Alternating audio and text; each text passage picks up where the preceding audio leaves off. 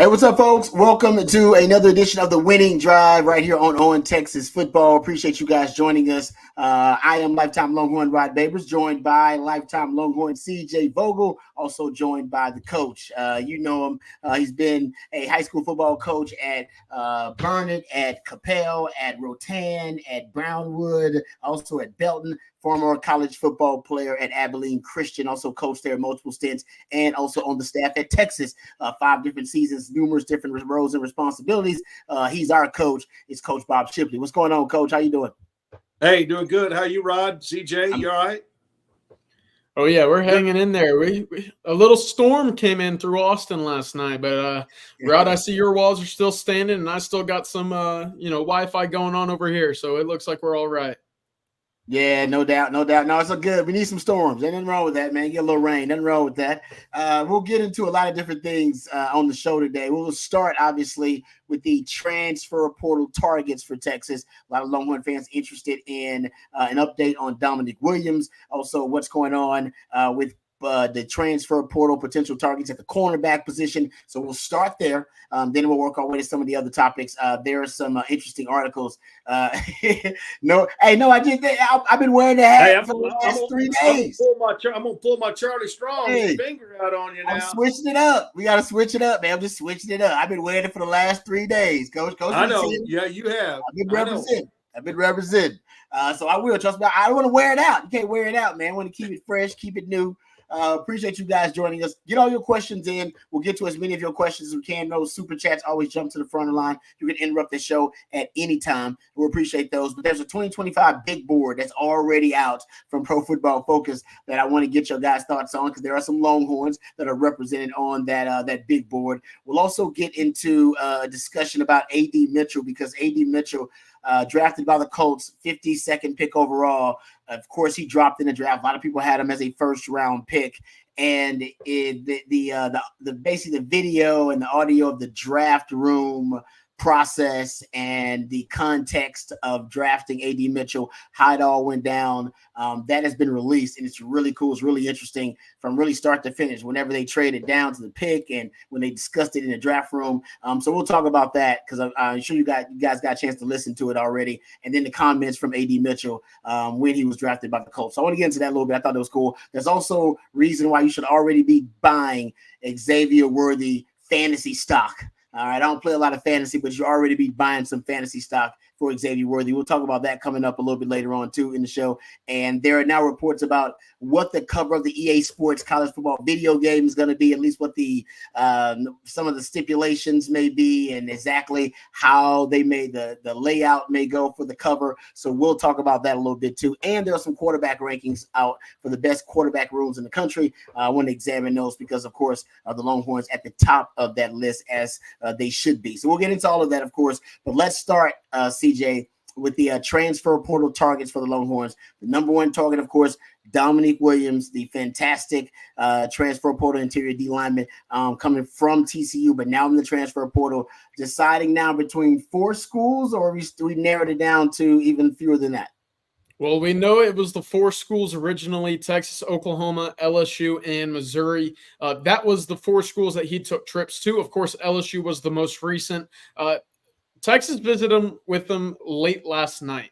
Oklahoma got some words in with him in his camp earlier today. The expectation was a decision would come today. Right now, we're sitting right around 425. I'm not 100% sure that we'll see a decision tonight. I actually think that we'll see this drag on to tomorrow, but I don't think Missouri is going to be a big player in this, and I think that LSU, following his visit, wasn't the most confident. Right now, you're going to see a lot of confidence out of Oklahoma and Texas. So a decision between the two, of course, staying close to home where he was the past 2 years in Fort Worth, it makes sense that Norman's not too far north and Texas and Austin aren't too far south. So right now, to me, it looks like a Red River rivalry battle for the TCU defensive tackle here, Dominic Williams.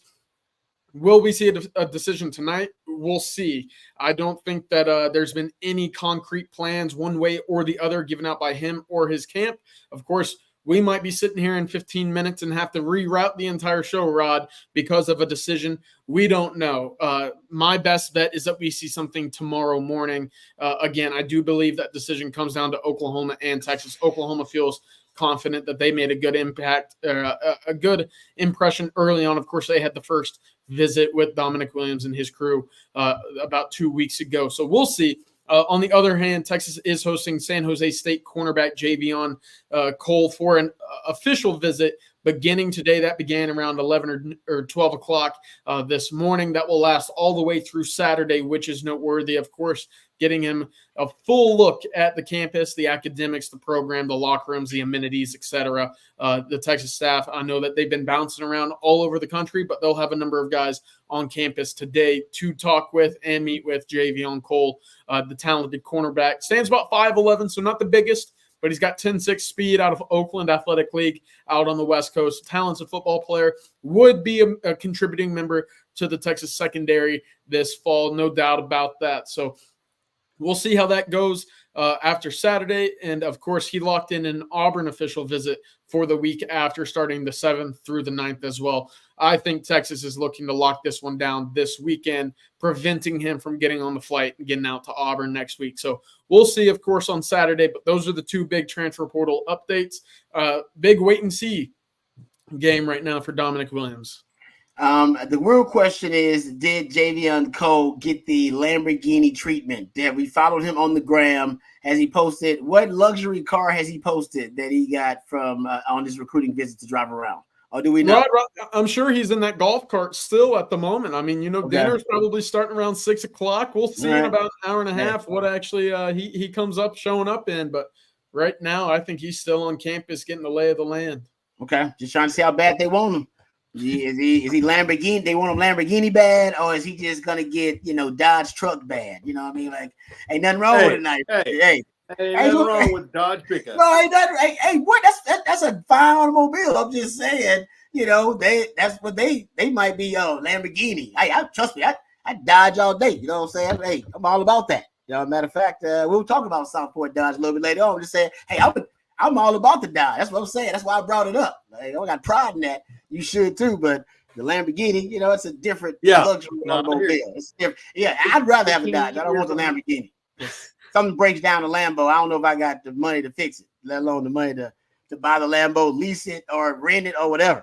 All right, so we'll get to that later on. But yeah, that's the update on the transfer portal targets for the Longhorns. Right now, it just seems like it's down to 2, right? There's no contingency plan really if they don't get one of these guys. They are still positions of need, correct, CJ? But you haven't heard of any other targets as a contingency plan behind Dominic Williams or behind Javion Cole, correct? Right. And I mean, a lot of folks are mentioning Simeon Barrow out of Michigan State. He's more of a 3-tech guy that will fly out all the way over to the 5 technique over the tackle.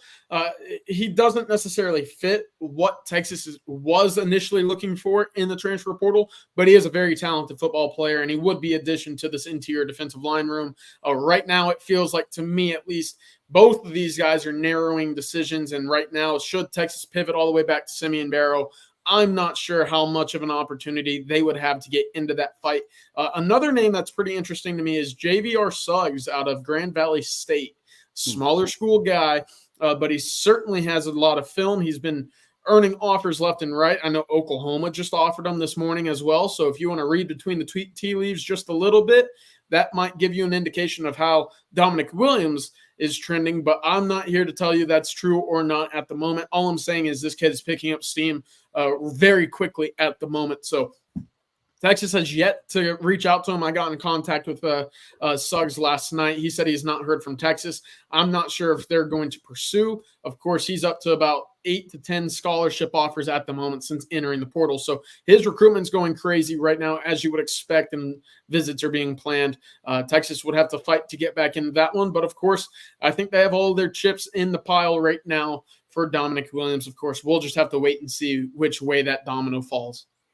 Yeah, especially when you're getting into a heated recruiting battle with your rival. There's a lot more at stake, it feels like. Now that it comes down to Texas and Oklahoma between Dominic Williams. So we play the waiting game for the young man. So we'll have any updates on that. My man CJ's always in the know. All right, we'll get to as many questions as we can. You guys throw those out there.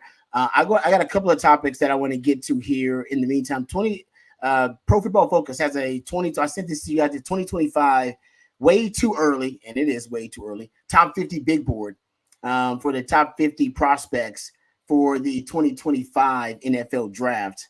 And there's been talk. Even I heard Bobby talking about it with Jerry that the Longhorns could have double-digit guys drafted next year too.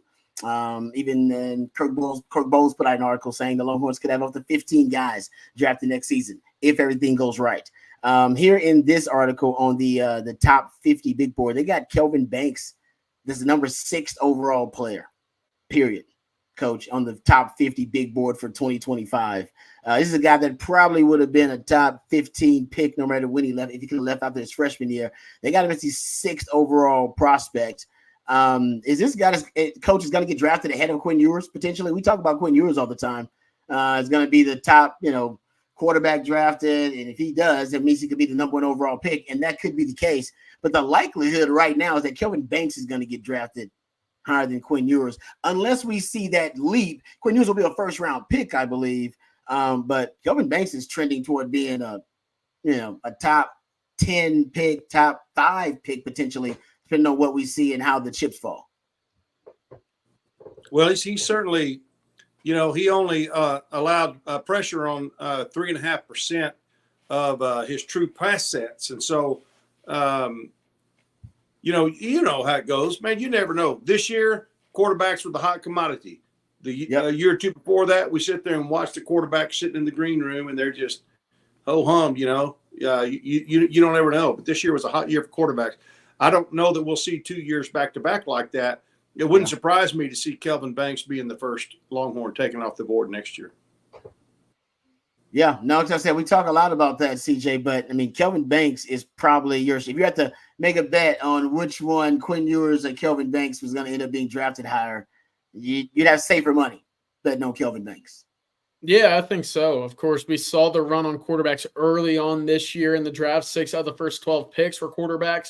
Will we see a quarterback needy market again next year? We'll see. Of course, Carson Beck and Shedeur Sanders are 2 guys that figure to be in that conversation as well. Could you see Riley Leonard make a jump? Of course, Quinn needs a big year. I think there was I don't want to say doubt, but I think there was a lot of question marks that still need to be answered about Quinn. Of course, he just came off of a year in which he had 3 wide receivers and a tight end drafted, and you still felt like there was more for him to show. Now that he's going into a season right now where it looks like maybe only Isaiah Bond is amongst that group that will get drafted. We'll see what happens with Silas Bolden. What can he elevate his wide receiver group the way that they maybe elevated him a little bit last year? So I'd like to see him, as we talked about last night, Rod, just go out and take over games, put the cape on, and show why he was that 1.000 recruit coming out of high school. Right now, Kelvin Banks, to me, there will always be a demand in a market for left tackles, especially good ones like Kelvin Banks, who had a 5-star pedigree coming out of Summer Creek in Humble, Texas. And then, of course, you got to protect those quarterbacks. So to me, it's all about we've seen what Kelvin Banks can do against big-time elite pass rushers, whether it be Will Anderson, Dallas Turner, Felix Enoduke-Ozuma. They're all these big-time guys in the Big 12 that he faced, he locked down. Starting when he was a freshman, we know that he can take over games on the left side. I think he's by far the safer bet right now. Yeah, it's actually, if you look up and down this list, the Longhorns will get a chance to face off against some of these really high-level prospects on this list. And if you're Texas, right, Carson Beck, I believe, is 11 on this list of quarterbacks. We talk about Quinn Ewers. Carson Beck is 11. They have Shedeur Sanders at 13 on this list for the overall big board. Quinn is down on this list. He is, let me go further down here. Sorry about that. I believe he is 32nd. Yes, he's 32nd. He's 32nd on the list. And if you look at the other Longhorn, they have Isaiah Bond, I believe is the other Longhorn on this list, and he's 44th on the list. So he's right. I mean, they got him right there being a first round pick. And if you look at the way that the quarterbacks are trending, just how the desperate teams are getting. I mean, a few years ago, Michael Penix is not a first round pick, and neither is Bo Nix. But because of the injuries and because of the age, those guys drop down. But because of how thirsty teams are for quarterbacks and how desperate they are, those guys, because they have elite traits, they were essentially pushed up into the first round. And teams actually right now, they aren't drafting quarterbacks in the second round as much as they used to. I think I gave this stat on one of the other live streams, but you go look at it in the last 10 years, from 2015 to 2024. If you go look at it, they've only drafted 6 quarterbacks in the second round in those 10 years. In the 10 years prior to that, they drafted 15 of them in the second round. If you go look at quarterbacks taken in the top 16 picks overall, first half of the first round, 31 of them taken in the last 10 years. But in the 10 years prior to that, only 18 of them. So basically what it says is if you're a quarterback and you have you got elite traits, but there's also some downside to your game, usually would have pushed you down to the second round. Now they look past the downside. They only see the upside. Let's go. It's worth rolling the dice on a quarterback. So Quinn, I believe, because of those elite traits, he will be pushed into the first round unless he just has a horrible, tragic season, which he's not going to have that kind of season. If he just has a season like he had last year, he'll be pushed into the first round. But to be the number 1 overall quarterback, to be the first pick overall, which he'll be in the conversation for if you're the first quarterback taken, then you got to see Quinn put the cape on, as I always say, and you got to, at that point, see him improve on almost all the weaknesses in his game to show that he really doesn't have a tragic flaw in this game. Right now, good indication, Rod, sorry to cut you off, but a good indication of whether or not he's in play for the first overall pick is if he's invited to New York. If he's in the Heisman ceremony, that will tell you right away if folks are looking at him seriously to be that number 1 overall pick. If you look who went 1-2 this year, I mean, it was Caleb Williams, a Heisman winner, and it was Jaden Daniels, a Heisman winner. So those are the guys that you expect to take over games. We saw them do that in their career. Of course, I know that the win-losses didn't necessarily line up to the game-changing number 1 overall quarterback, especially with Caleb this year. But, I mean, we watched LSU's defense not be able to stop essentially a middle school offense at times this past year. And because of the numbers that he was able to put up for Jaden Daniels, I mean, that's why he went number 2. Would we see that same kind of offense with Quinn Ewers being running it? I'm not sure. So we'll see, again, what kind of numbers he does put up, how efficient this Texas offense is, and how that complementary run game helps the pass game, because that should be a factor. Yeah, I do think the Texas defense is good enough to withstand some of the offenses that Texas will go up and face in the SEC. It's all about the offense and what kind of scoring output he puts up. That's why you see these guys take over games and be in the conversation for the Heisman, which then leads to, top 1, 2, 3, or 5 pick in the NFL draft. Coach, they got 3 Longhorns in their top 50 for 2025. Is there another Longhorn you could see? If you had to pick one more other Longhorn to be in the top 50, who would it be? Who's your pick? Obviously, take Kelvin Banks, take Quinn Ewers, take Isaiah Bond out of it. If you had to say, there's one more of the Longhorn that could sneak into that top 50 for 2025, who's your one? Off the top of my head. No, is there a couple of guys? There are a couple that I think could do it. Who are you thinking? I think Jade. I think some of the secondary guys, it's possible. If Jade or Makuba, if they have really good years, they could do it. You might have a guy or 2 on the edge if they have a good year or 2, right, CJ? Yeah, I was looking at Trey Moore. Again, he's not the longest. He's not the tallest edge rusher. I know that's kind of a prereq for those guys that go in the first round. But you look at a guy like Hassan Reddick on the Eagles, who's really been able to string together 10-plus sack seasons for what I think about 4 years in a row. It certainly makes sense with the way that he gets off the ball, that it mirrors what Hassan Reddick has done in the NFL. I'm not saying that it's a perfect comparison, but they are about 6'2". They do weigh about 240. Right now, it makes sense if he has a big year, strings together 8 to 10 sacks, which would be a revelation in Austin, that he could be a guy that jumps up. Yeah, I see 2 Jaden Blues here. Cisco says Jaden Blue. I saw that Ethan Burke too. Ethan Burke's an interesting one because he's got the frame. NFL scouts will salivate over that frame, and if that guy ends up putting together a double-digit sack season, which if he does that in the SEC, that might be a decision to make or two there. So I think there are a couple of guys that can end up cracking it, and you never know how the season ends up breaking down. One of the guys we think may be a top 50 may not end up being one of those top 50 guys, but I thought that was a pretty interesting list from Pro Football Focus. Way too early. Glad they put that up there because it is way too early. Speaking of, off-season material, off-season discussions, I also saw a on-3 quarterback ranking recently that had the Longhorns as the top-ranked quarterback room in the country. No surprise there, especially after watching the spring game. I think the country all agrees. I'm a little surprised. They have Ohio State ranked as the second-best quarterback room in the country, and then Oregon. For those who don't know, Ohio State has Will Howard, who used to be Will Spill the Pill Howard. Now he's Will the Thrill Howard, I guess, if you get in. And Devin Brown, who's a really good young prospect. And they got a 5-star freshman, Julian Sayin, who's also in that quarterback room. And then Oregon, of course, has Dylan Gabriel, seasoned vet. And they got the 5-star transfer from UCLA, Dante Moore. And so they got some really good prospects. But it feels like Texas's quarterback room is not only the best quarterback room in the country, but it actually may have a little distance between them and the second best QB room in the country. Ohio State's look good, but Will Howard's been inconsistent at best. I think we can all agree. I don't even know. Do we expect Will Howard to win that job? Yeah. Yeah? I think so, especially with what you saw from Ohio State's offense with the quarterback in the Cotton Bowl against Missouri. You're going to need a veteran guy to run in and kind of bridge the gap from 2023 to 2024. Those quarterbacks were just not prepared. They were not ready for that moment. It was one of the worst offensive games I've watched the entire season, and coming from an Ohio State offense, which has all of those weapons, that should never be the case. So Will Howard, for me, absolutely is going to be the starter there, and I think he's going to be fine.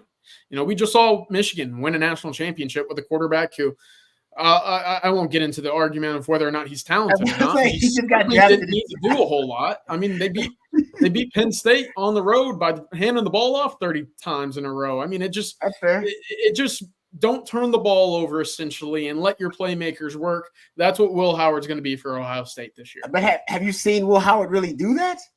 Like Will Howard, I've seen him hand the ball off pretty well to Deuce Vaughn in his career. This is my thing, Coach.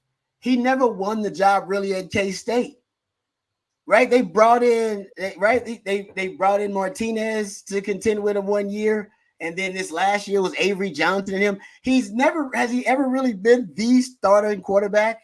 Has he ever really won the job at K-State? Now he's going to win the job at Ohio State. Am I wrong about that, Coach? It's kind of weird. Yeah, it is. Yeah, it is. It is a strange scenario that happened, but I mean, the guy's a player, but I don't think he's going to be. Yeah, I don't think. I'm surprised they ranked that room that high in this. That's kind of what I'm saying. When you take Texas' top 3 quarterbacks, I mean, it's not even close in my opinion. No. And how long has it been, if ever, Texas had a quarterback room like this? Closest thing may have been like Sims and Applewhite. Yeah, like 02, those years, like maybe 02 when you had a young Vince Young, you had Chris Sims still in there. That's 2 5-stars. I believe Chance Mock is in there as well, who also was a highly ranked blue chip quarterback.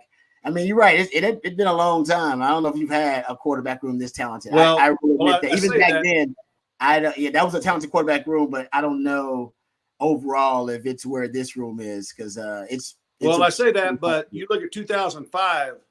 I mean, the 2 quarterbacks that were in that room in 2005 both have their jerseys retired at the University of Texas. Vince Young and Cole. Even though they were, there's a lot of separation between them, 4 years. Still, that's that's pretty good. That's pretty good room too. No, you're right about that. Because I'm thinking more about rankings and ratings, but if you're just going off greatness and legacy, yeah, there's no doubt. That's the standard right there. And that's when Texas, I mean, I would say that it's almost impossible to do, to be able to go that many quarterbacks, elite quarterbacks in a row. And I obviously I'm not saying that Sims was elite, but high level, I would say multiple year starters in a row. Like that's hard to do for a lot of teams to have consecutive multiple year starters. And like Texas did it with Sims. They did it after Sims. They ended up doing it with VY a little bit later on after a little bit of the gap. And then they did it with Colt right after that. Like that is not as easy. Like that's what Texas is trying to do now. You're trying to string together Quinn Ewers, a multiple year starter with consecutive years in a row, being a multiple year starter, and then have Arch be able to do the same thing. Like that is one of the keys to Texas ascending to greatness under Mac, was being able to kind of have consecutive years of multiple year starters in a row. And when Texas really fell off of that, when they had a lot of injuries and just a lot of quarterback inconsistency and fell into quarterback hell, that was a big reason why. And now Sark is trying to get back to that consistency. You need two of them, of course, but in terms of a guy being a multiple year starter, Quinn and, having Sam before that, also in terms of stabilizing it, that's hard to do. And Texas has been lucky and, I would say blessed in that regard. Yeah, no, 100%. You can go back and write a book essentially from that 2010 to 2016 period of quarterbacks that wanted to end up at Texas that didn't, and they weren't recruited, or they were recruited to play a different position, that went on to, I don't know, go first overall or the Heisman. Who knows? I'm not trying to get back into that. Later on, you can actually write that book about Herman and the wide receivers that wanted to end up at Texas. But luckily now it doesn't feel like that's the case at Texas anymore. Sarkeesian's got his a good finger on the pulse there of what it means to go out and find elite quarterbacks and have that room, stocked and readily available for game time should it come down to it. Yeah, no doubt. Speaking of the quarterbacks, I did see this story about the new college football game. We don't know what the cover is going to look like. There's a lot of talk about the cover of the new college football game coming up. And apparently, and I got this from Front Office Sports, so I'm assuming it's pretty legit. They're saying that there will be current players, so no legacy all-time great players. I'm not going to just go to his historically great players in college football history. That's not happening. There'll be current players on the cover, different positions, so not just quarterbacks, different positions, and each from a different power conference. This comes from a report from Matt Brown that they're going to have a full reveal for the game coming in May, but each they're going to have a different power conference that's going to be represented and by the different players. So will a Longhorn get some representation on this thing? Is it possible that you get a Quinn or a Kelvin? Quinn or Kelvin Banks are your only two options. What was that? Did you catch that? Someone got the EA Sports going right now. What was that? Yeah, I was like, what is that? That sounded like an evil kind of. It sounded like some EA Sports. It's in the game. I like it. All right, there you go. At first, I thought it was some evil creature. I thought Coach was doing us conjuring something over there. You know what that was? In the game. But no, is it possible, guys, that, Texas brand is as big as any brand in the country. Being a star at Texas makes you a star in the sport of college football. I'm on record. My Black Stradamus prediction, even earlier this year, was Arch will be on the cover in like 2 years. Like, it's a done deal. Like, it's happening, whether y'all like it or not. And he ain't got to be that good to do it. I think he is going to be that good, but he ain't got to be that good. They want him on the cover. Trust me, it's a Manning thing. But I digress. This upcoming game, so they're going to have multiple covers, it seems like. What are the chances? What are the odds that we get a Longhorn on the cover of the EA Sports video game? Well, it certainly helps that they just came off of a college football playoff appearance, right? They're expected to make that leap into the SEC and maintain a level of play that we haven't seen. Quinn would be my only bet. If there is a Longhorn on the cover, it would be Quinn. I actually think I saw, Rod, that it was going to be one. They have 5 covers and 1 per conference. So it's going to be one cover guy per conference. If that's the case, Quinn's going to have to beat out Jackson Dart, Carson Beck. That's a tall task a little bit. you're now walking into the best conference with the best players right now. Who knows? But to me, for the SEC, it makes all the sense in the world for it to be Quinn or Carson Becker, maybe a combo of the two, setting up that game down in Austin later on this season, which we know is going to be probably the biggest game of the season, regardless of who's playing in it, because of the implications that will have on the top 25 rankings in the college football playoff. Yeah, if it's one and the Heisman. Yeah. Now Absolutely. you're right about that. If it's one per conference, I guess Shadur Sanders is going to be for the Big 12 then, obviously.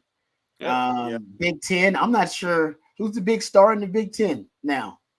Are we missing somebody, especially with the new look Big 10? We missing who's the big star? It might be Travion Henderson. We Really? could see Will Anderson Will Johnson, the cornerback at Michigan. Cornerback at Michigan, yeah, I can see that. It better not be Drew Aller, the Penn State quarterback. Let's save everybody the time for that one. That's a good question. Who do we have in the ACC? I mean, I haven't done enough research on the ACC to tell you that. That's interesting. I know Shadur Sanders is almost a shoe-in for the Big 12. You think ahead of Hunter? Oh, that's good. I think a slight edge on Hunter. A two-way player. Yeah, I mean, that's right, Coach. You're right. You're right about that. Shadur he certainly has the name, and let's not fool ourselves. It's going to be a great player, but it's going to be kind of like a Taylor Swift. It's the name. The name should Exactly. all the publicity that the Sanders get. They'd be a fool not to put him in there. But here's another thing you got to think about a little bit with Quinn is that if they're looking ahead, they're going to go, it'd be really hard to put two Texas quarterbacks back to back on there. And like you said, Rod, they want Manning on there. There's no doubt. That's true. And so you're right. I could see them going, let's don't take a chance. And not that they would put Manning in there his first year. He needs to prove something. But you never know. With a 24 season of injuries, he could come in this season and make a name for himself if the unfortunate were to happen to Quinn. That Big 12 race is actually pretty interesting. You got the two Colorado kids, Shadur Sanders, Travis Hunter, Jalen Daniels up at Kansas was a big-time playmaker. And, I mean, Ollie Gordon's still at Oklahoma State. So, that's four guys I could certainly see the case for in the Big 12. I would say more so than what we'd see out of the Big 10. Maybe Dylan Gabriel his first year at Oregon. I don't know if that makes a whole lot of sense. I think the Big 12 actually has a pretty compelling case for who their guy could be. I see the comment from Brandon Huey, Malik Murphy from the ACC. Now that he's at Duke, let's throw him on the cover. How about that? That would be cool. Did he win the job? Is it his job? Did he win the job in spring? It's his job. I don't think they have any competition there to derail him from being QB1 in Duke. That'd be okay. Real quick question. Since we're talking, I know it's a random question off the rails here. Is Hudson Card still eligible? Is he still playing? Is he still eligible? Hudson Card? Yeah, he was at Purdue. He was at Purdue last year. He's at Purdue. He's at Purdue, and if I'm not mistaken, Graham Harrell is the offensive coordinator there. Okay, I was just trying to see how he's still there. Is he still there? Okay, so I was saying, so if Malik Murphy ends up winning that job, then that would mean there's like two former Texas quarterbacks are starting in college football along with Quinn. And honestly, if you go back to Casey Thompson, Casey left and Casey became a starter at two places too, right? Wasn't he a starter at Nebraska for a while? And then he went to Florida. Is it Florida Atlantic or Florida? Yep, Florida Atlantic. And he started there, right? Interesting. For a little bit. I think he got hurt again. So to your point, could you imagine Hudson Card being the Big 10 cover athlete, and then you got Malik in the ACC and Quinn down here in the How about SEC? How about what's his name at Cam Rising in the Big 12 at Utah? Yeah, quarterback that transferred from Texas at Utah. Yeah, I forgot about Cam Rising. You're right about that. Year 7. Cam Rising and Jaquindon Jackson. Did he get drafted? He moved a running back, didn't he? I think he transferred to Arkansas, Coach. Oh, did he transfer? Yeah. He transferred up to Arkansas. So Texas will play him this year. I didn't know that.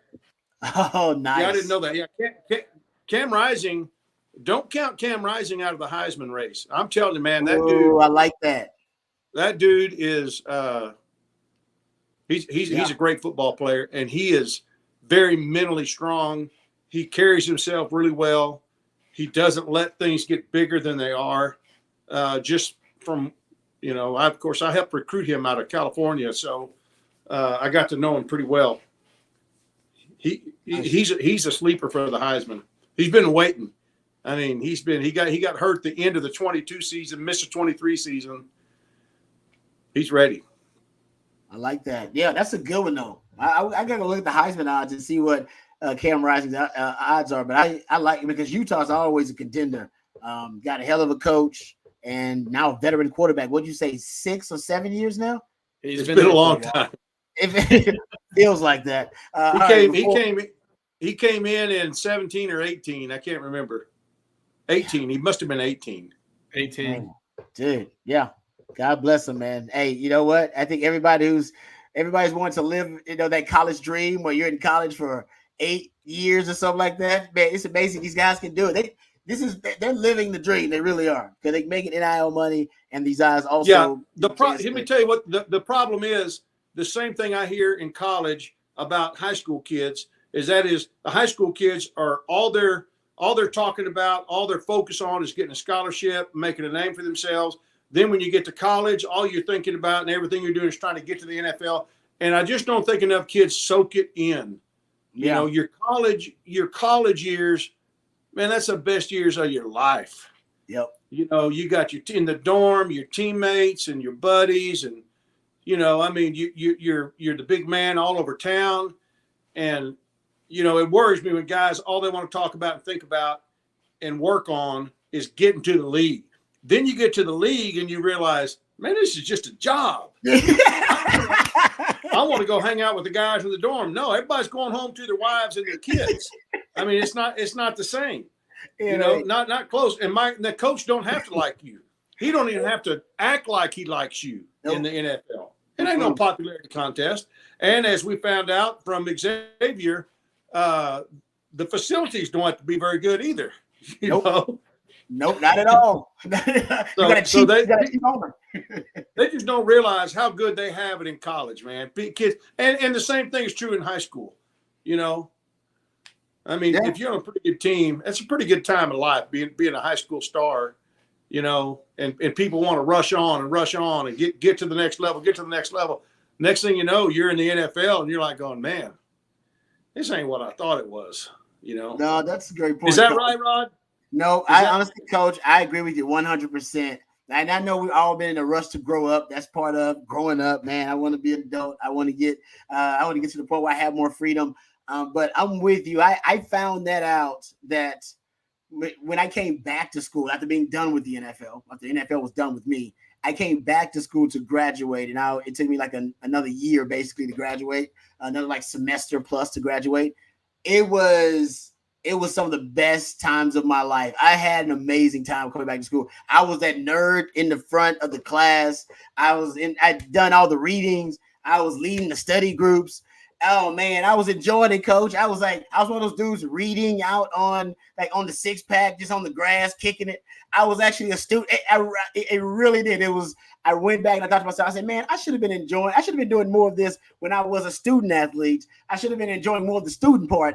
And I was just trying to be an athlete and get to the league. Like you said, because I got to get to the league, man, get to the league. But I wasn't enjoying being a student athlete. I was just enjoying being the athlete part. But I should have enjoyed being a student more. You're right about that, Coach. And now the guys, they want to be early enrollees, get to college quicker, and they want to leave college sooner. But I will admit, man, and Quinn Ewers did that, by the way. Quinn Ewers, he was fast-tracked, and he decided to slow down. He's like, I need to slow down.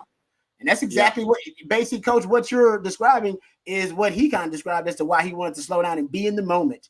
He described, I want to be in the moment more. I want to be present more instead of thinking about what's next. Where am I going next? What's next? Just be in the moment. And when you have a team as talented as we have, and you got the majority of the guys on that team that are trying to be in the moment, you better watch out. Buckle up. That's going to be a fun season. Love that. Yep, that's nice words of wisdom from the coach. All right, let's get some words of wisdom from our friends over at South Point Dodge. We are very thankful for them for being on board, sponsoring the winning drive, and we appreciate them being part of a winning team on the winning drive. So, Longhorn fans, you can score an easy point this season when you get to the point at South Point Dodge. South Point Dodge has over 600 vehicles in stock, and their award-winning sales staff, they don't play games. They're not about gimmicks. They just get straight to the point, and that point is getting you the best deal possible. Go see them off I-35 in South Austin, or just visit southpointdodge.com. Get to the point at South Point Dodge. So go check them out, folks, at southpointdodge.com. Thank you very much to South Point Dodge for all of their continued support. All right, hey, we brought Dodge up earlier, see? All right, need to be breaking out them Dodges for them for the recruiting. Yes. You know what I'm saying? That's Those right. you need to break out. You find out what kind of character these young men are about. All right, put them in That's a nice Dodge. All right, let's get back to it. Throw out your questions. We'll answer as many of them as we can. I want to get back. We'll give you another update on transfer portal targets. So a lot of people out there are still waiting, and we're waiting too with bated breath as to what's going to go down. But we'll give you another update on that. I want to ask you guys about something Sark brought up. Sark brought up his in his in his speech with the Touchdown Club down in Houston. And he had a lot of different things to say. But one of the things he brought up that I really thought was interesting, he talked about how the GPA of the team and the overall improvement of the team on field and off field. He obviously quantified the off field success with academic achievement. He basically talked about them mirroring one another. Here, I'll make sure I pull up the quote here. He says, basically, when we arrived at the University of Texas, we had a 2.3 team GPA our first season. We went 5-7, and we had 0 players drafted. Year 2, 8-5. 2.7 team GPA, 5 players drafted. Year 3, 12-2, 2.98 team GPA, 11 players drafted. I've got a chance to talk to these young guys and during our Third and Longhorns podcast. So shout out to Nick Shuley and Alex Okafor and Derek Johnson and Jeremy Hills and Fozzie Whitaker and the crew. They're great. But that experience is so great because I can get to talk to actual players. So they get to give you insight into the team, what's going on. And you talk to a lot of players too, CJ, behind the scenes. But when they talk about the culture, and what is the day of the week? Is it culture Tuesdays or Wednesdays that they do, the players? There's a culture day. They call it cultures one of those days. Yeah, I think Right? it's Wednesday. I think it's culture Wednesdays, but I'm not sure. Multiple players have mentioned it to me, and I apologize if I got the day wrong. I have it somewhere in my notes, but my CTE may be kicking in. But they talk about this, but they talk about it almost like a therapy session, like it's almost therapeutic.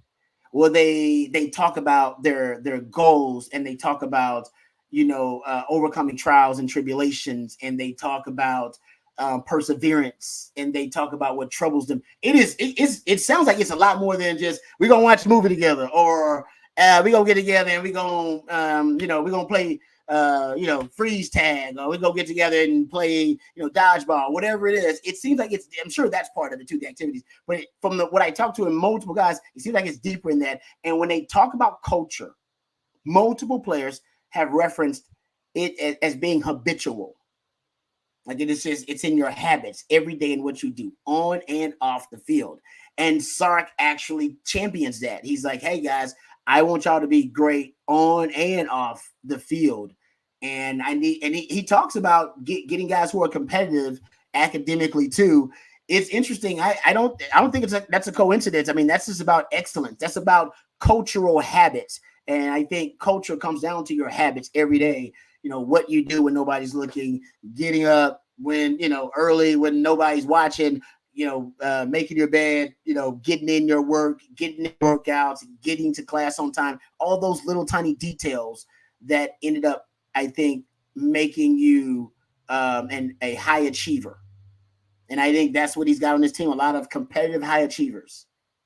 Yeah, I think everything is magnified and there's more emphasis put on the minor little details when you have a good culture versus when you don't, because there's a different standard in which you are held to, not only by the coaching staff, but your peers around you.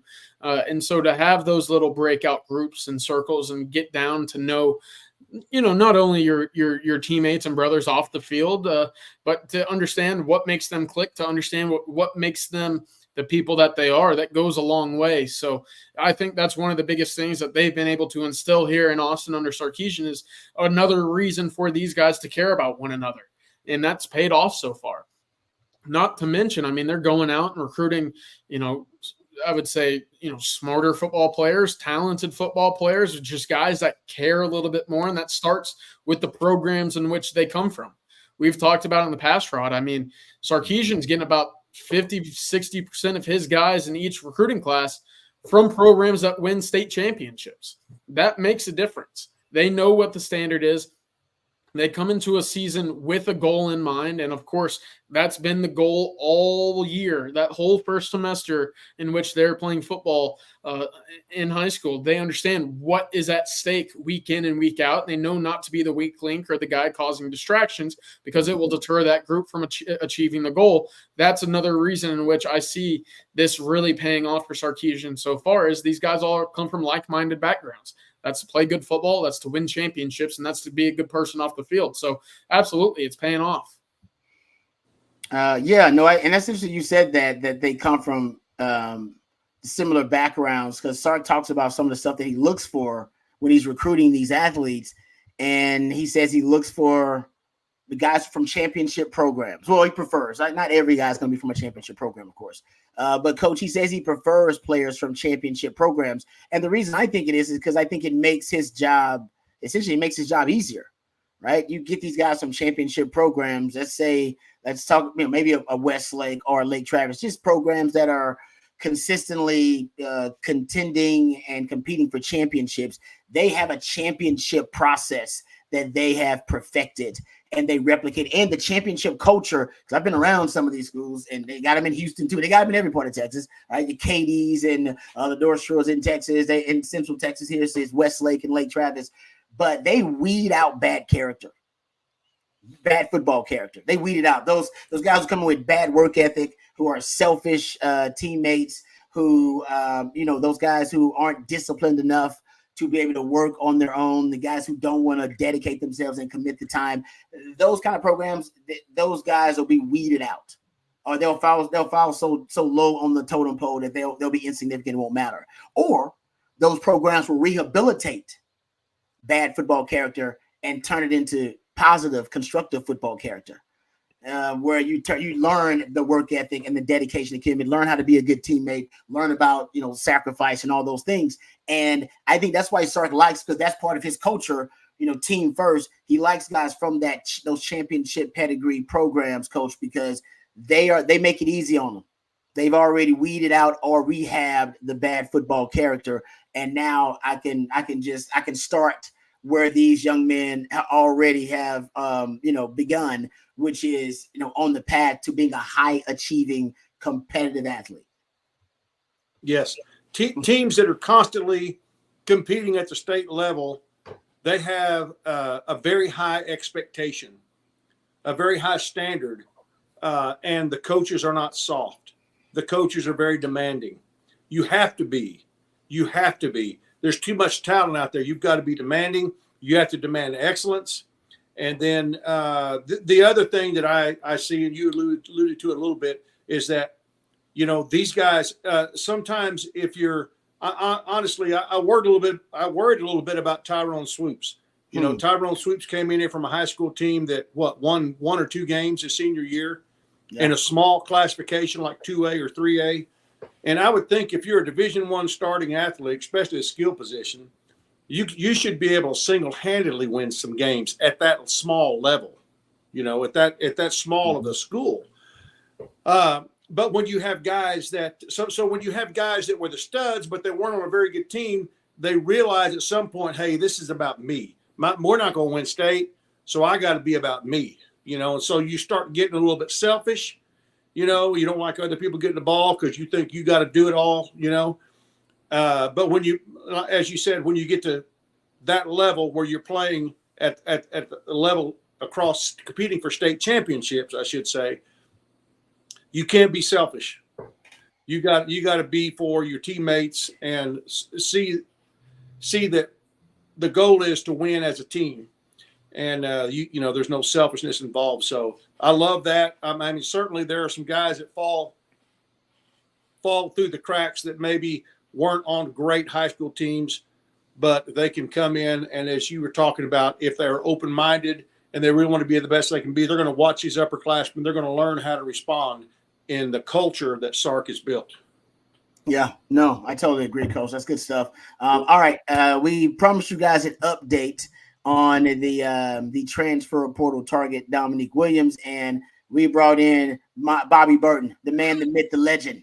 All right, big dog. Yeah, the big dog. Big dog. Bobby Burton. Hey, burn it. Big dog. Hey. We should make this a t-shirt. Big dog, Bobby Burton. Hey, then tell me that Bob Shipley doesn't have that retired tan right now. He's got the retired tan. Yeah, I got that nice May hue on my. Yeah. So, hey, Dominic Williams wanted to come in. Thanks, Rod, for asking me to come on. Dominic Williams, as of 30 minutes ago, had not officially told anybody where he was going yet. So it's kind of one of those things where we're still waiting, just as everybody else is. I do believe at some level, guys, that Texas remains in here along with Oklahoma. I think those are the two primary teams. I think LSU earlier in the day thought they were maybe out. I think they're still in it a little bit. I think Missouri could be in it more than most people think. Wow. He is. I think he's very much playing the field a little bit here. I don't think some people thought that the most important part of this is Texas visited with him, Kenny Baker, the new defensive line coach, last night for about 2.5 hours. Okay.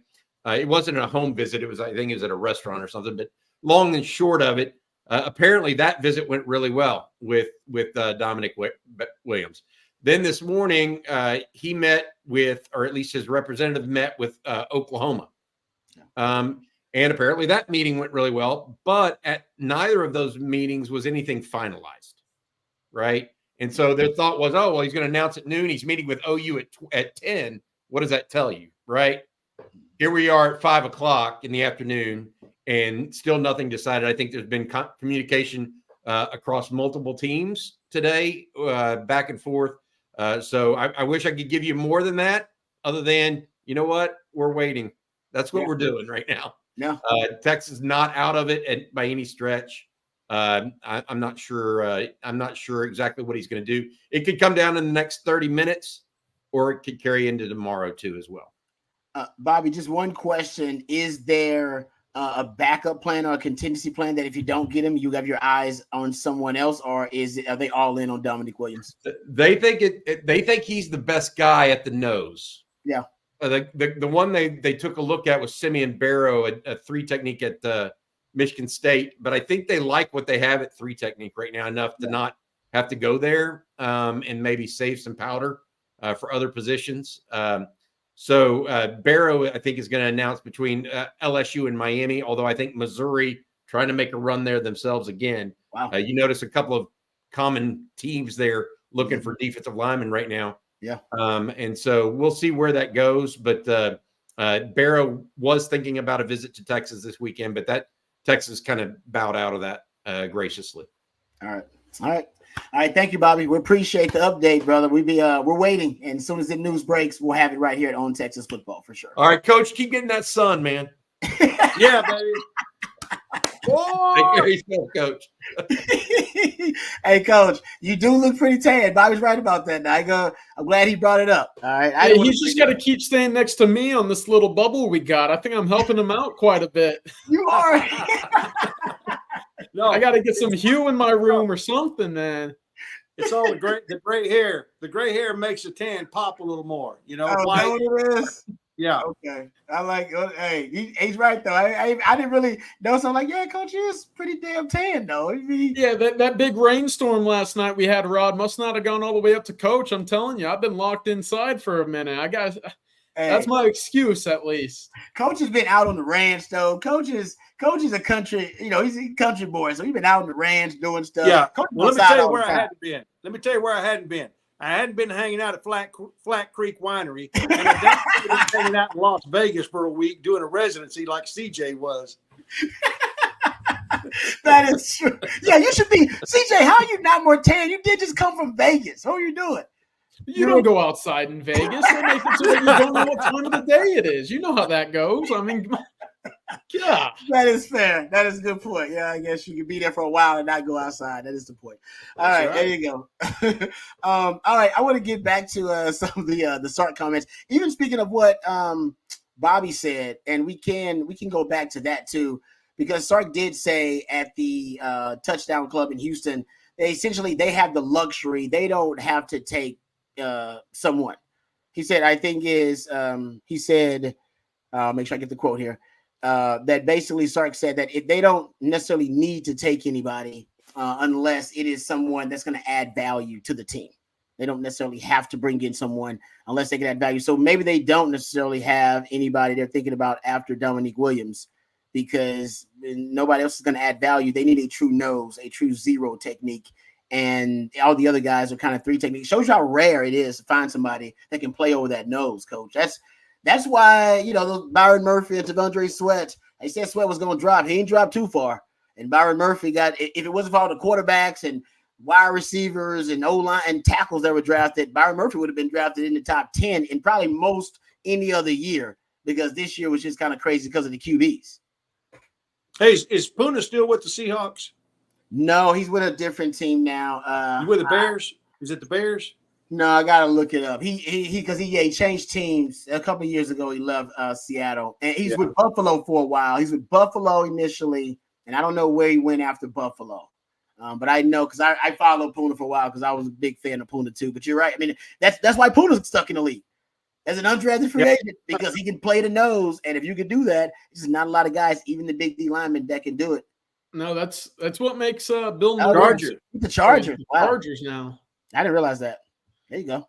All right, maybe the Chargers will field a competent defense for once, but that's the new Harbaugh era for you. I wanted to make a point about Bill Norton. That's why Texas went out and added him so quickly. You don't see 6'6", 330. No.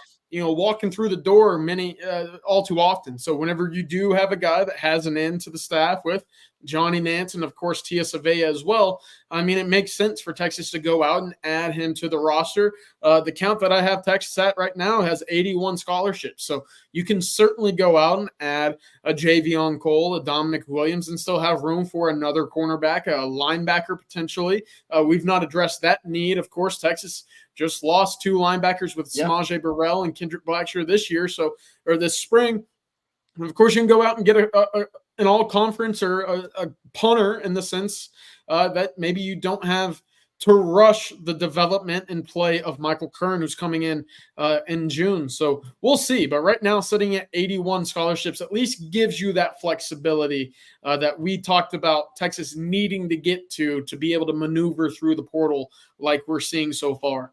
Yeah, Sark says we're at a point right now where we don't have to take a whole lot of risks on guys because we have a very deep roster. So he said basically if guys don't fit in our culture, we don't take them. Or if they're not going to add and what I love how you put it, Coach. Sark didn't quite say this, but I think it's around the same mindset. And what did you say? Basically, the question is when you're adding somebody, can they help us win a championship? Can he help us win the national championship? Yeah. Oh, I feel like Sark is thinking like you're thinking. I feel like he's thinking along the same lines, like, can you win? Yeah. Can he help us win a championship? If he can't, then why are we talking about it? Period. Yeah. Let's move on. Right. So I love what I'm seeing there, and hopefully the Dominic Williams things works out for Texas in their favor. Very interesting. It's coming down to the wire here. I'm starting to feel like CJ. I feel like we might see something tomorrow, because I don't know. Feel like it's getting late, but it could be some kind of late night hype thing, and hopefully that benefits Texas too. One other thing that Sark said that I thought was interesting from the touchdown club down in Houston, he talked about he talked about Ryan Wingo. I love this quote about Ryan Wingo when he was asked about him. He said, Ryan Wingo, he moves older. He's just stronger and faster that way than most kids that come in. he moves older.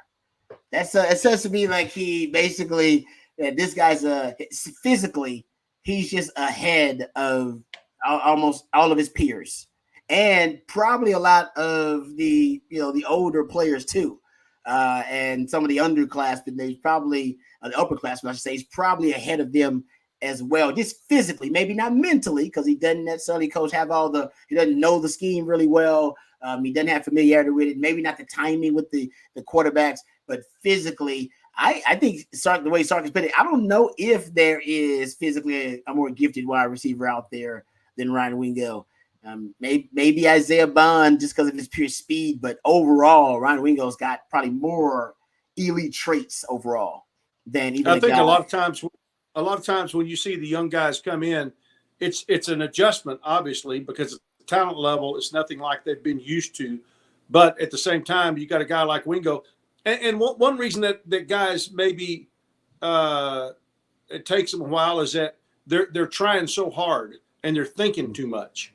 Yeah. So maybe they've done a really good job with him, and he's a really smart football IQ guy. And, as you know, Rod, being a great receiver, it's not necessarily how fast you can get down the field. It's being really good at every phase of the route. Yep. Okay.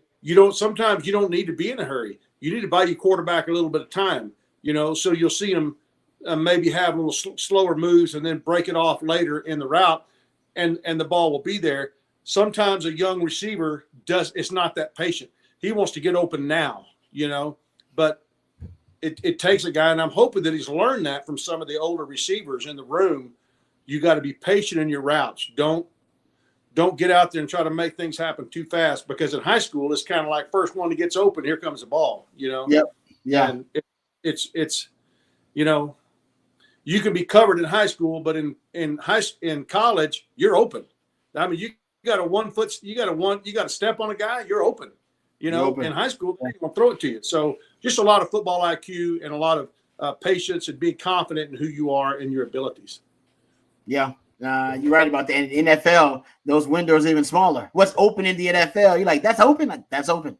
That guy's open. You got a very small window to put it in. You're right about that, Coach, as you get to the higher levels playing that position. All right. I want to get to a couple of the questions if we have those. I got a couple of other topics that I want to get to, and one that's not Longhorn football related, but it's college football related. And I think it's interesting. CBS Sports reported this the other day, and I wasn't sure, about how you guys felt about this. I just wanted to get you guys' opinion on it initially, because I think this stuff is happening faster than we realize behind the scenes, the changing landscape of college football. CBS reported that the SEC and the Big Ten essentially are in discussions about a revenue sharing plan with the players. It's still unrefined. Obviously, it's just raw. It's just them talking about it. But they call it the modern model. It would not only share revenue with the players, but they're hoping that it'll settle a lot of these class action antitrust lawsuits against the NCAA right now, which, in case you've been keeping up with them, there are multiple antitrust class action lawsuits against the NCAA, and most of them are probably going to win because the courts don't like the NCAA, and they have accused them of violating antitrust laws in this country, numerous antitrust laws for decades. And the latest case is in January 2025. It's House versus NCAA. There is a lawyer, because it's an antitrust lawsuit, which means you could triple the damages potentially, because it's a class action lawsuit. You could triple the damages. And they're saying that if they win this lawsuit, the NCAA could owe like $4 something billion. And that would essentially dissolve the NCAA. Like it would, they can't pay it. They would end up being a defunct organization. So they're trying to get ahead of this potentially and other lawsuits. And one of the ways they're trying to get ahead of it is a revenue sharing deal with the players. Coach, I don't know how quickly you thought they would get here, but like I said, this is still a ways away. But the fact that the big dogs, the two premier conferences, are already discussing it means, number one, they're thinking about leaving the NCAA potentially, because that might be part of their solution. But it also means that I think we're further along in this revenue sharing plan than maybe we all thought. And did you think we'd get here this soon, where at least we're just the Big Ten and the SEC are discussing it? Hell, I think 10 years ago, this was considered a non-starter. Yeah, no, I didn't think it would happen this soon. But when you talk about lawsuits and you're talking about the NCAA losing their backbone, well, one of the problems I see a lot of dissension if this happens within each university. You know, maybe not the University of Texas, maybe not Georgia, maybe not Oklahoma, you know, Alabama, Florida State, but I see some contention there within the school, because you've got some departments that are fighting like crazy just to get funding, and you know, maybe a professor is trying to get a graduate student or whatever. They don't have the money to pay them. You know what I'm saying? And you got all this money coming in from sports, and it's going to the players. And here we can't even have a fully staffed lab over here at Morehead State or whatever college I'm at, and yet our players are making more than the university president's making. You know what I'm saying? So I can see some contention there, you know, in the future. I don't think we would have the backlash at, you know, the top 10 or 15 programs in the country, but some of the other ones that are just fighting to keep their head above water. Now, all of a sudden, it really is a pretty cool thing when you look at the Longhorn Network, and I think just about 100% of the money that the university makes from that goes to the university, not the athletic department. You know, the coach, it's included in his duties as assigned. He's not getting a check from Longhorn Network. That was included when DeLoss negotiated that thing, you know, 20 years ago or whenever it was. And so I can see there being some problems, but I don't know that the NCAA is going to be able to survive this. And I think your top tier programs, like you were talking about, are trying to have, okay, we got a plan A and a plan B. We can try to head this off here. If we can't save the NCAA, we all have to be ready to go in and do something else on our own, especially the mega conferences, to keep the TV deals in contract, in contact, and not lose any more money than they possibly could. Yeah. CJ, you got any thoughts on what may be a groundbreaking, revolutionary decision that should change college sports forever if the SEC and the Big Ten decide to agree on a revenue sharing deal with the players? I was definitely born way too early if this is the case. Yeah, no doubt about that. To me, it's just another step towards the NCAA no longer having the jurisdiction over college football, which I think if you look at what Sankey and, you know, even, you know, Yormark to an extent, what they're trying to do with their own conferences is to distance themselves from the NCAA. I think you can even go back to, you know, COVID, whenever that came around and the NCAA said we're not going to have a season, and the conferences stood up and they're like, whoa, no, we're playing football. Like, we'll make sure it's safe, but you're not the ones in control of, you know, the scheduling, the financials, everything that goes along the lines of that. So it just feels like, to me, it's just another reason for them to say, yeah, this is not going to work for us. And of course, we don't like what y'all have done in the past, so we're moving on. So I just think the days are numbered for the NCAA as the governing body for college football, especially. And then after that, I think other sports are soon to follow. Yeah, it does feel like that. And, you know, I've always said, I think we're going to end up in an Android, iPhone era of major college sports, where it's just, if you want to look for major college sports, you're going to have to go, you have two choices, Big Ten or SEC. Pretty soon, all the best athletes, all the revenue, all the best TV deals, you know, I think it'll all be in basically split between those two conferences. And you go look at the draft. I mean, the draft is gearing more toward that. In the first place, the college football playoff, revenue sharing. Basically, you don't know anybody who has a smartphone that don't have either an Android or an iPhone. If you do, then they're probably pretty weird, or it's Elon Musk. He's got his own kind of phone, but they dominate the smartphone market. I think Big Ten SEC about to dominate major college sports over the next 10 years. Rod, go ahead, Coach. I just want to say one thing. You still got to have a governing body. You do. You still have to have some type of governing body.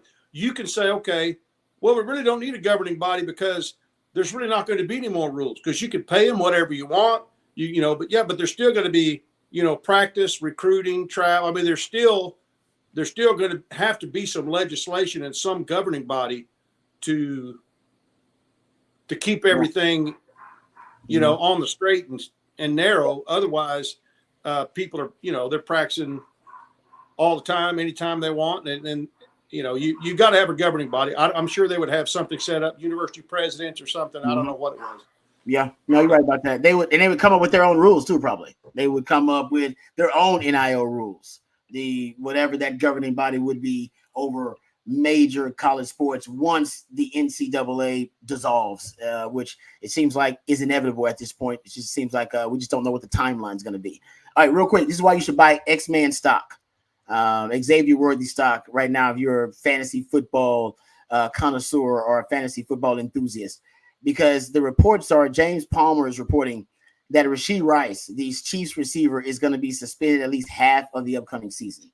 If that is the case, that means they really are going to funnel a lot of those targets that Rashee Rice is going to get to Xavier Worthy early on. So just a reason for you to buy more X-Man stock, as if that wasn't just an ideal fit for X-Man to go to Andy Reid and Patrick Mahomes and the Kansas City Chiefs. Now with Rashee Rice out, they're definitely going to have to force feed the football to X-Man early and often. So there you go. Little fantasy nugget for you guys out there. All right, let's get one more shout out to our sponsor before we get out of here and close this thing down. Really happy that South Point Dodge is on board. Really excited about this partnership. So Longhorn fans out there, it's time for you to score big, and you can score an easy extra point this season when you get to the point at South Point Dodge. South Point Dodge has over 600 vehicles in stock, and their award-winning sales staff, they don't play games, folks, and they're not about gimmicks. What they're all about is getting straight to the point, and that point is to get you the best deal possible. So score big today at South Point Dodge. You can go see them off 535 South. It's I-35 South, Austin, or you can go to southpointdodge.com. That's southpointdodge.com. So get to the point at South Point Dodge. So thank you very much for your support. All right, any last words, gentlemen, before we close up shop and get out of here? CJ. Got one more. Make sure you guys come join us on ontexasfootball.com. Of course, come be an OTFOG. Get the latest updates from Bobby Burton, Jerry Hamilton, myself, Rod, Coach, everybody involved. We, of course, just posted a note up on Dominic Williams. Of course, you just heard Bobby jump on stream just now and discuss that as well. We're awaiting a decision, could come anytime from right this moment to tomorrow morning. Who knows? Of course, we do expect Texas to be in that final consideration with Oklahoma, LSU, and Missouri kind of lingering around at the moment as well. But come join the community. We got a great thing going on for $39.95. You can become an OTF OG, or for $6 a month, just about. You can come join us on TexasFootball.com for all the latest Texas Inside team notes, recruiting intel, just great community notes. So we'll be around there. Come join us at ontexasfootball.com. Yeah, what I love about On Texas Football, the crew that we have, the family that we've put together here in this community that we're building. Sark talks about being obsessed. Trust me, folks, all the folks that work for On Texas that are trying to build this community, they're obsessed with giving you guys the best information, the most well-sourced information out there, and getting you the best breakdowns. You guys know, look at all my damn papers here, right? Around here, right? Nobody's more obsessed with making sure that I know about the scheme that Texas is running, and I can give you the best analysis about what Texas is doing. That's the same thing from me and CJ behind the scenes. Jerry Hamilton is never at home. He's always in his damn car, and Bobby Burton don't sleep. All right. These guys are obsessed, and I'm really proud to be a part of this community and glad that you guys are part of this community. Coach, I'm glad that Coach is part of this community. Coach, you got any last words for the people?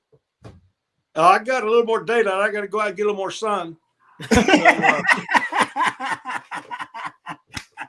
We got some thunderstorms rolling around Abilene, so it ain't going to be much sun right now. There you go. A well-tanned Coach Shipley. We appreciate his wisdom. Also, my man Matthew behind the scenes. Guys, Matthew also obsessed and committed. Nobody works harder for On Texas Football and for you guys and for this community than my man Matthew behind the scenes. He is truly the real MVP. Thank you very much, Matthew. Can't say that enough. All right. So thank you. And for our good friends at South Point Dodge, for Coach Shipley, for CJ Vogel, for Matthew, for Bobby Burton that joined us, and for all of you guys out there, Really appreciate you guys. And until next time, remember, you can join us Monday and Thursday for the winning drive. We'll try to start up around 4:15. Sometimes we're a little bit late, around 4:10, 4:15, and we try to go around about 5:30 whenever we finish up. So we appreciate you guys joining us. Remember, you can join us coming up tomorrow. You'll have the what are you going to have coming up tomorrow, CJ? I know they got coffee and football. The Longhorn live stream at 1 p.m. So come join us there. Of course, coffee and football in the morning. Yeah. And of course, by then, I hope we got some good news with Dominic Williams. Yes. Also, stick around for that. Just follow my man CJ at CJ Vogel _ OTF. OTF. There you go. Ooh, Coach, give your Twitter handle out there. You got more Twitter followers than all of us. I don't even know what it is. I don't follow. That's great. I don't follow myself. I don't even know what it is. There it is, right there. Robert Shipley too. Yeah. Boom. Beautiful. I don't even. There's I love that. There's 30,100 idiots out there. That's all I know. Coach making us all look bad. He don't even know his Twitter handle, and he's got 10,000 more followers than all of us. So. Yeah, Coach, you're doing it big. All right, for Coach Shipley, for CJ Vogel, for my man Matthew, for South Point Josh, for Mike Burton, on Texas Football Family. Until next time, hook 'em.